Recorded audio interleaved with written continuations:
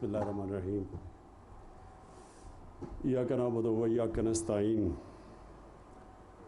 जनाब गवर्नर साहब, chief minister साहब, मिनिस्टर्स, ख्वातीन व हज़रात,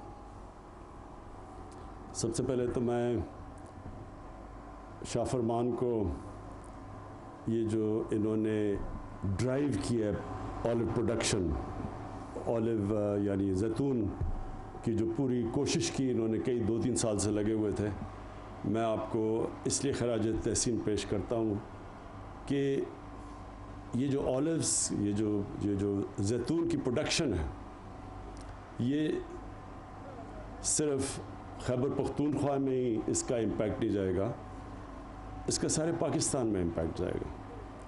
तो पहले तो मैं आप सबके सामने जो पाकिस्तान के मेन चैलेंजेस हैं वो रखूं। सबसे बड़ा पाकिस्तान का चैलेंज फूड सिक्योरिटी। हम एक वक्त था कि गंदम एक्सपोर्ट करते थे। ये पिछले 2 साल में पहले हमने कोई 30 लाख टन इंपोर्ट की, इस बारी इस साल 40 लाख टन गंदम हमने इंपोर्ट की, और उसी तरह चीनी का भी हमें इस बार इंपोर्ट करनी पड़ी। पहले से ही हम एडिबल ऑयल्स, जो घी, पाम ऑयल, हम वो इंपोर्ट करते हैं। तो जो आगे पाकिस्तान की बढ़ती हुई आबादी है, सबसे बड़ा चैलेंज फूड सिक्योरिटी है कि हमने कैसे अपनी आबादी को न्यूट्रिशन देनी है, खाना, उनकी ग़िज़ा कैसे, उनकी प्रोटीन, ये कैसे हमने एक गवर्नमेंट की सबसे बड़ी ज़िम्मेदारी होती है अपनी कौम को फूड सिक्योर करें। उसके लिए खाने पीने की इतनी हम चीज़ें दें कि लोगों की ज़िंदगियाँ हम बेहतर कर सकें। दूसरा, हमारे पास मसला है फॉरेन एक्सचेंज का, फॉरेन एक्सचेंज रिज़र्व्स। हम जो दुनिया से इंपोर्ट करते हैं और जो हम दुनिया को एक्सपोर्ट करते हैं, उसमें बहुत फ़र्क है। अब कम हो गया है, लेकिन जब हमें गवर्नमेंट मिली थी तो पाकिस्तान की तारीख़ का सबसे बड़ा ख़सारा था। हम 60 अरब डॉलर की तकरीबन इंपोर्ट्स करते थे और सिर्फ 20 अरब डॉलर की एक्सपोर्ट करते थे। तो अभी हमारी एक्सपोर्ट्स बढ़ी हैं, हमने इंपोर्ट्स अपनी कम की हैं, लेकिन ये भी आगे बहुत बड़ा हमारे लिए चैलेंज है। हमारा तीसरा चैलेंज क्लाइमेट चेंज। पाकिस्तान बदकिस्मती से उन 10 मुल्कों में है जो सबसे ज़्यादा, जो ये मौसम में गर्मी पैदा हो रही है जिसको क्लाइमेट चेंज कहते हैं, सबसे ज़्यादा वो 10 मुल्कों में पाकिस्तान भी एक है जो सबसे ज़्यादा मुतासर है। और फिर इसके अलावा हमारी एक बढ़ती हुई आबादी है और हमारे दुनिया में दूसरा नौजवान आबादी है, यानी सेकंड यंगेस्ट पॉपुलेशन है पाकिस्तान की। तो उनको हमने नौकरियां देनी है, रोज़गार देना है, ये भी बहुत बड़ा चैलेंज है। और फिर शहरों के अंदर हमारे बड़ी तेज़ी से पोल्यूशन बढ़ रही है, आलूदगी, तो ये भी चैलेंज है। तो ये जो हम अपने 10 अरब दरख्त, 10 बिलियन ट्री सुनामी, इसका क्या, सबसे पहले इसका मकसद ये है कि जो आने वाली आगे हमारी नस्लों को सब ख़तरा क्लाइमेट चेंज से है, इससे ये जो हम 10 अरब दरख्त लगाने का हमारा चैलेंज है, इससे हम अपनी आने वाली नस्लों की हिफाजत कर रहे हैं। हम उनकी फ्यूचर को प्रोटेक्ट कर रहे हैं, अपने बच्चों की फ्यूचर प्रोटेक्ट कर रहे हैं ये सारे मुल्क में दरख्त लगाने के लिए। तो जितने भी हमारे जिनके बच्चे हैं उनको इसलिए शिरकत करनी चाहिए अपने बच्चों के लिए, जो नौजवान हमारे हैं उनको अपनी मुस्तकबिल के लिए इस 10 अरब tree tsunami, 10 billion tree tsunami में शिरकत करनी चाहिए।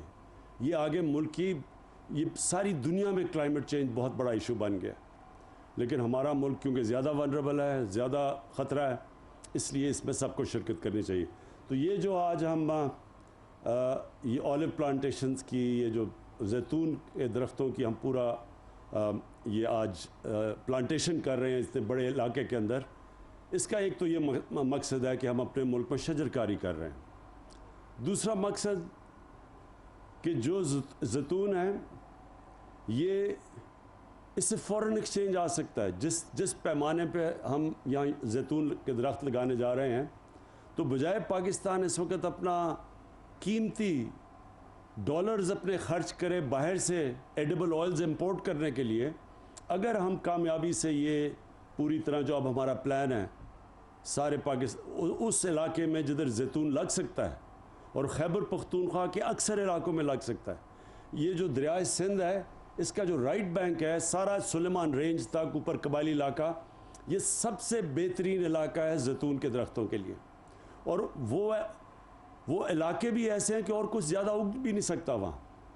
وہ جو سارا سلیمان کے جو پہاڑ ہیں وزیرستان کے اندر جو میں خود دیکھے ہوئے, ادھر اور زیادہ چیزیں اگ نہیں سکتی. تو زیتون کے لیے وہ سب سے بہترین علاقے. تو یہ سارا بلوچستان تک نیچے بیلٹ جو ہے, یہ سارے علاقے کے اندر جدھر اور کوئی چیز اگ نہیں سکتی وہاں زیتون کے لیے وہ بہترین علاقے ہیں. تو یہ جو ہمارا یہ جب ہم یہ جو کر رہے ہیں آج ہم نے شروع کیا ہے, اور یہ سارے پختونخوا کے اندر اور ابھی پنجاب کے کئی علاقوں میں اور بلوچستان میں بھی یہ جو کر رہے ہیں, اس سے پہلے تو ان علاقوں میں جدھر کچھ اگ نہیں سکتا ادھر وہ درخت اگے گا جو اگلے 100 سال تک, یعنی اس کی بڑی لمبی عمر ہوتی ہے زیتون کے درخت کی. تو یہ ہمیشہ کے لیے ہمارے آنے والی نسلوں کے لیے یہ ایک ایسی چیز بن جائے گی, کیونکہ اس کا زیتون تو دنیا میں ہم ایکسپورٹ بھی کر سکتے ہیں, اس کے بڑے فائدے بھی ہیں. یہ بہترین کوکنگ آئل ہے, اس کے قرآن شریف میں اس کا ذکر ہے زیتون کا. تو اس کے وہ فائدے ہیں جو کہ ابھی تک ہمارا اللہ نے ہمیں اتنی نعمتیں دی, اس ملک میں اتنی 12 موسم دیے, لیکن ہم نے فائدہ نہیں ان کا اٹھایا. تو یہ اس کا اگلا سٹیپ ہے. پھر روزگار, یہ جو شاہ فرمان نے بات کی, ان علاقے میں ہم نوجوانوں کو ان کے ساتھ مل کے روزگار دے سکتے ہیں. ہم یہ جو اس کی پروسیس کے اندر بڑے نوجوانوں کو نوکریاں مل سکتی ہیں. یہ جو علاقے ہیں زیتون کے, انہی نوجوانوں کو ہم ان کے ساتھ بزنس بھی ماڈل کر سکتے ہیں, ان کو نگہبان بنا سکتے ہیں. جس طرح کے بلین ٹری سونامی میں ان علاقوں سے ہم لوگوں کو لیتے ہیں, وہ پہلے اسی علاقے کے ہوتے ہیں, پہاڑی علاقے کے, پھر وہ اپنے درخت بھی بچاتے ہیں, ان کو پیسے بھی ملتے ہیں, نرسریز بھی اگاتے ہیں. تو اس سے ایک پورا ایک روزگار کا سسٹم بن جائے گا نوجوانوں کے لیے. اور جو ہمارے لیے بڑا امپورٹنٹ ہے کہ ہمارا ڈالر بچیں گے, ہم اس کو ایکسپورٹ کریں گے. ہم بجائے ایڈیبل آئل امپورٹ کرنے کے ہم بلکہ ایکسپورٹ کر سکتے ہیں. ہم تو جو ہم نے یہ پوٹینشیل دیکھا پاکستان کا, اسپین میں بہت زیادہ وہ زیتون کا تیل ایکسپورٹ کرتے ہیں, تو ہمارا تو اسپین سے بھی زیادہ پوٹینشیل ہے. ہم تو دنیا کے ٹاپ ایکسپورٹر بن سکتے ہیں زیتون کا.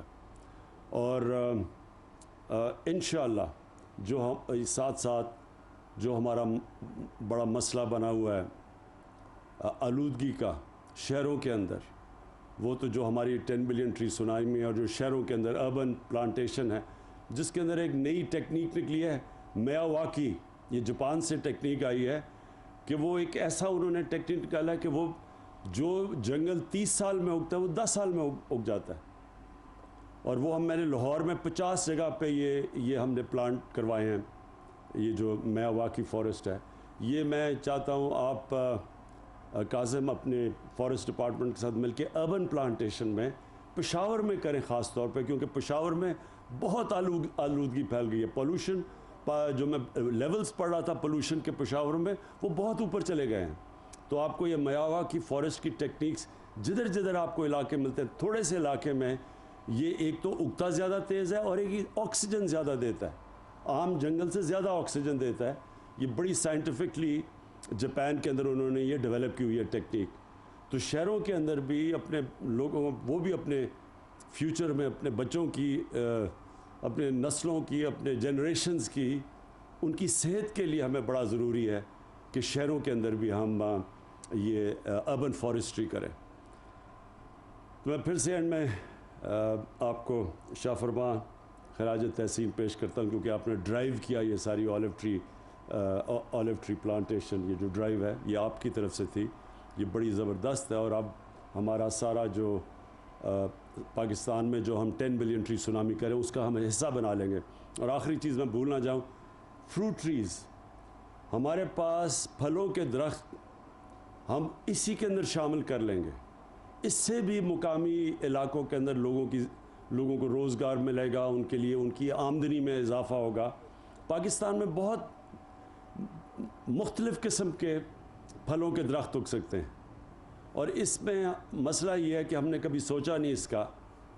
ہمارے پاس 12 موسم ہیں, بڑے کم دنیا میں ملکوں کے پاس 12 موسم ہوتے ہیں.